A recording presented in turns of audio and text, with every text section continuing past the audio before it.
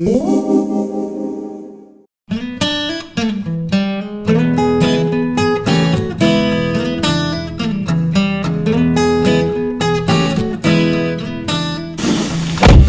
received an email from one of the hotels I was supposed to book in Masset. Yeah, so the owner asked me, hey, are you gonna check in today? Well, the thing is, I was trying to book that place on their website and also Airbnb, but the problem was the booking never went through.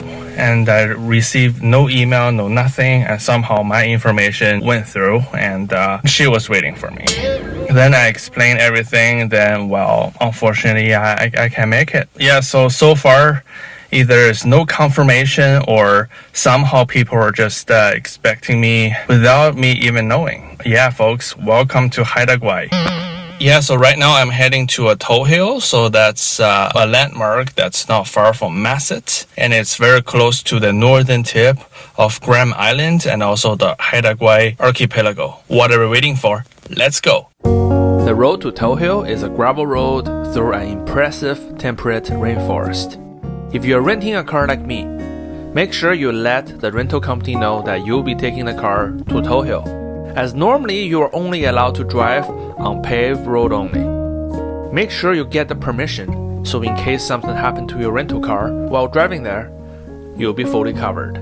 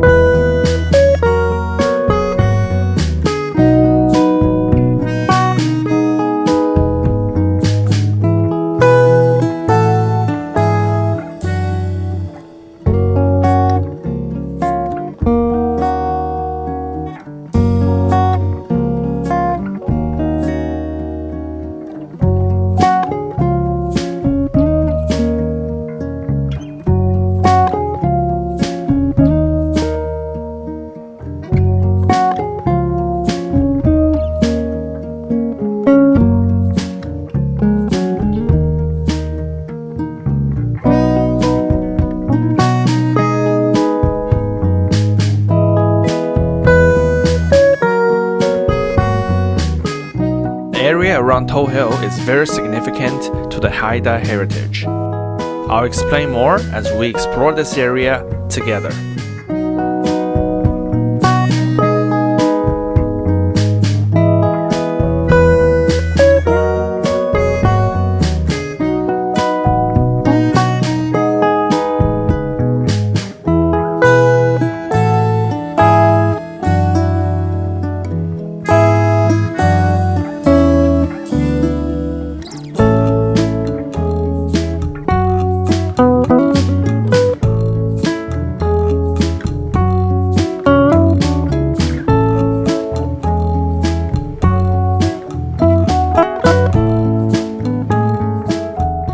At the end of the path, you'll see the ocean. This time, we're seeing it from the northernmost point of the Haida Gwaii archipelago.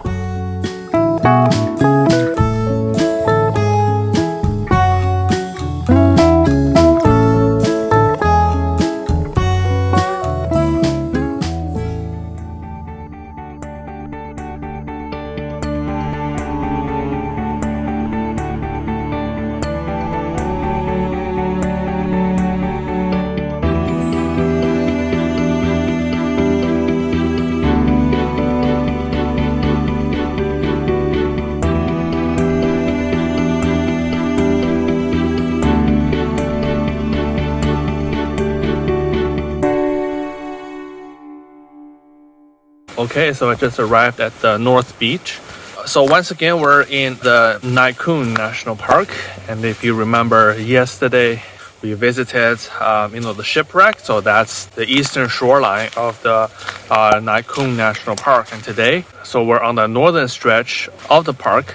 Yeah, for those of you who are super adventurous, you can actually walk from where We started our shipwreck hike, and then if you continue for another 80 kilometers, eventually you're gonna reach where I am right now. Since the North Beach is actually facing the north, so that means on the other side of the sea, that's actually Alaska. And of course, I've heard about rumors and people are saying that you can see Alaska from here on a very nice and clear day. I think today is kind of like a nice day too. I did see some shadowy mountains in the background, so maybe those are parts of Alaska. Anyways, stay tuned. Sayu Rinpoche in Alaska.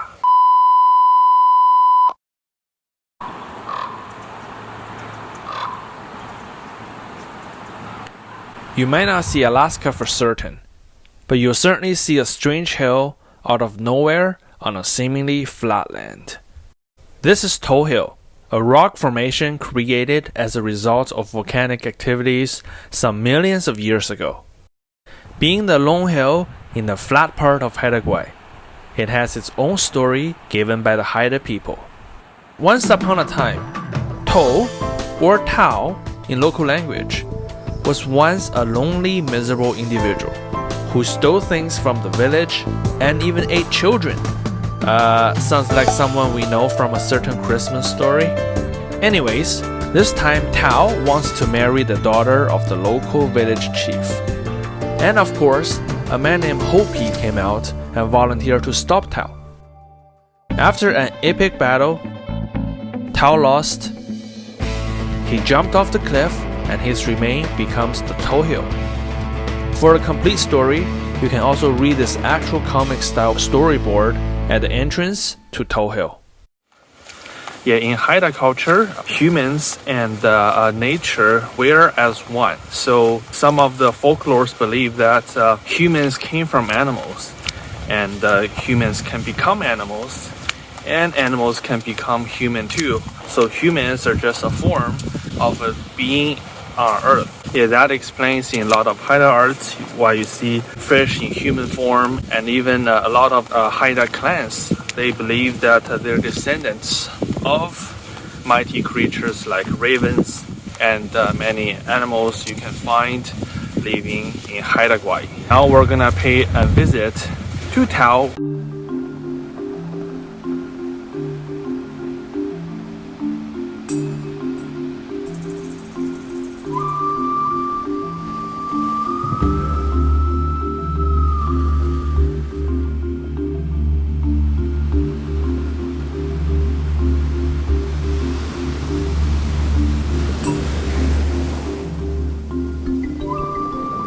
Yeah, so I just got into the Taa'w Hill trail. So I drove past the actual hill and then we're on the other side. And now I guess we have to walk back and see what Taa'w Hill has to offer. Behind me right across the creek, there's actually a totem pole. So I guess I'll go check it out right after we climb the Taa'w Hill.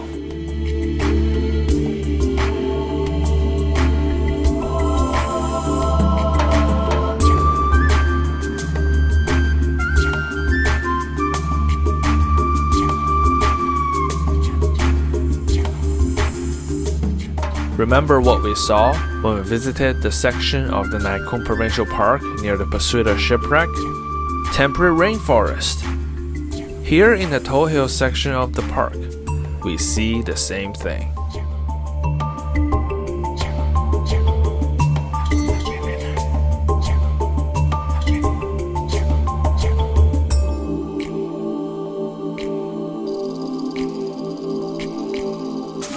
Oh wow, that's such a huge tree.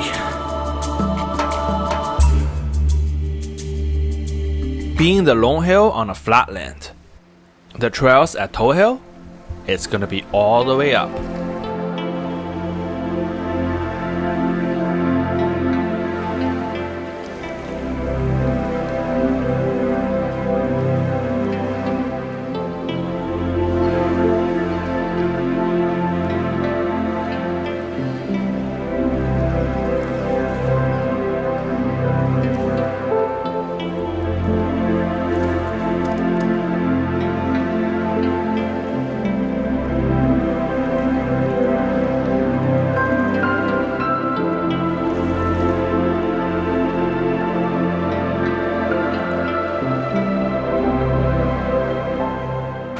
Okay, now so I'm at the viewpoint here on Taa'w Hill, and the beach or the scenery behind me, so that's the Rose Spit. Yeah, but Rose Spit goes all the way. It's like this weird horn-shaped thing that's on the end of the Nakhon Provincial Park. So if you hike from the East Beach Trail and all the way to Taa'w Hill, and you will certainly pass that place.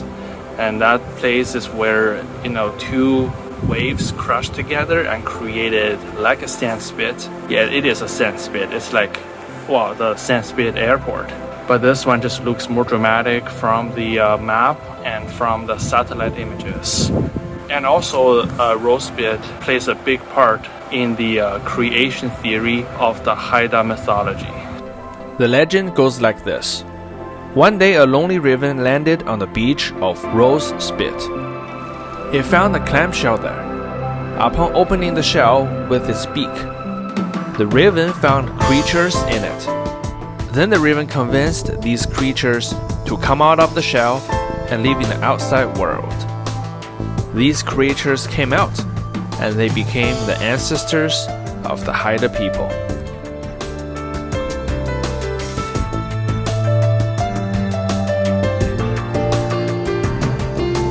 The viewpoint of the Rose Spit was not the highest point of the Taa'w Hill. Continue our way up. We arrived at the summit of Taa'w Hill, aka the tip of the Christmas hat of the Haida Grinch.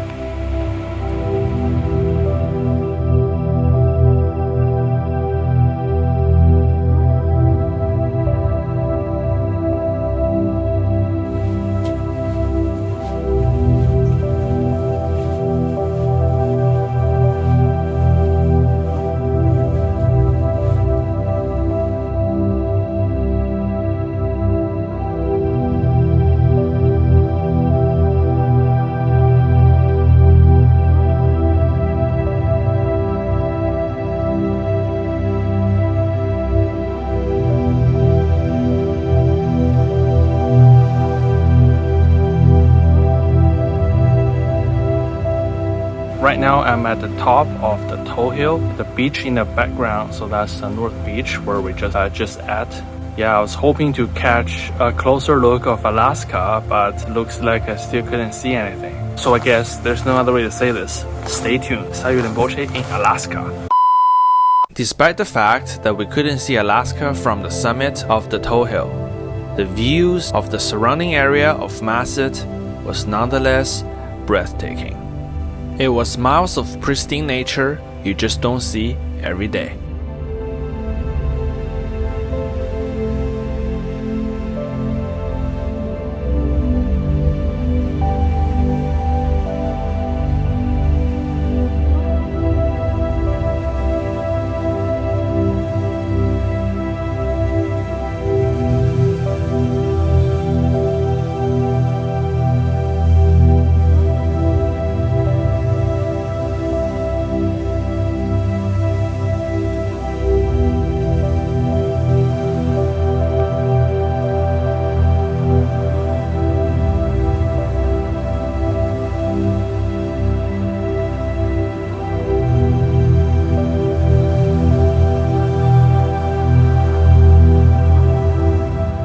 After enjoying the views, I began my descent from the top of the Taa'w Hill. Can anyone guess how old this tree is?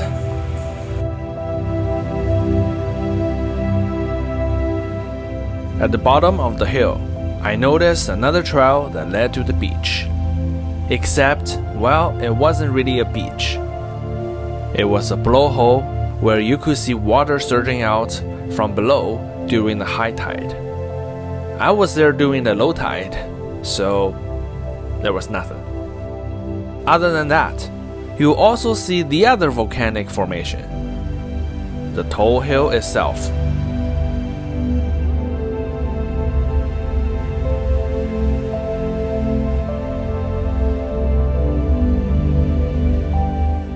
Wait, what is that hump?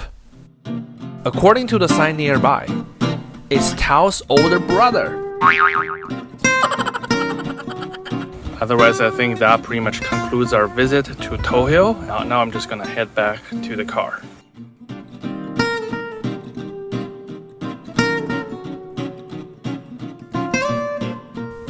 Following the Taa'w Hill Road all the way to the end, there was the totem pole we saw from across the river earlier. It's actually a Haida-style glamping facility. If any of you ended up staying there, let me know how they are.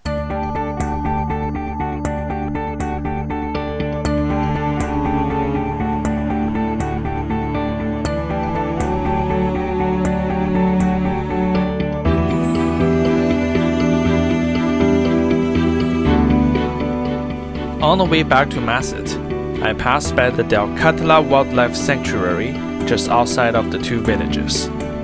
In this area, there is a big, a tidal lake. And of course, this happens to be one of the only places in the area that you can find fresh water. And this fresh water leads to the establishment of Old Masset by the Haida Nation. And this area today is a protected area where if you have more time, you can definitely explore more. You're gonna find amazing wildlife and animals that are unique to Haida Gwaii here. Like yesterday, you saw in the previous video that we already saw some deer in a cemetery in Old Masset. But yeah, here.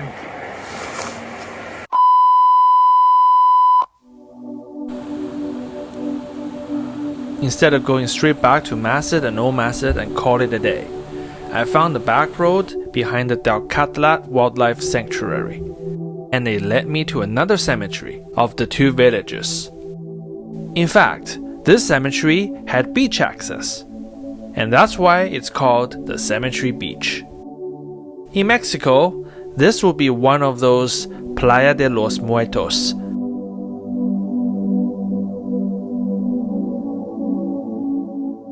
Yeah, so if you ever get stuck on the beach here, make sure you give this guy a call.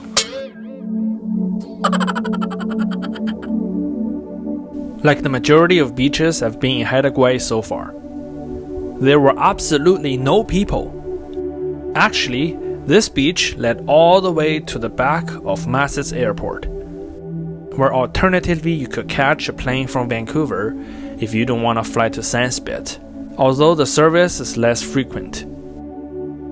In the distance, you'll see a strange structure out there. This is what the locals call the elephant cage. It's a facility operated by the Canadian Air Force to detect the radio signals of enemy ships and submarines. Considering both facilities are kinda sensitive, and I, Sayu Rinpoche, had the experience of wearing a rather questionable hat during our entire adventure in Churchill, I guess I'll find somewhere else to explore. And that means our adventure in Haida Gwaii continues. What's gonna happen next? Follow me to the next episode.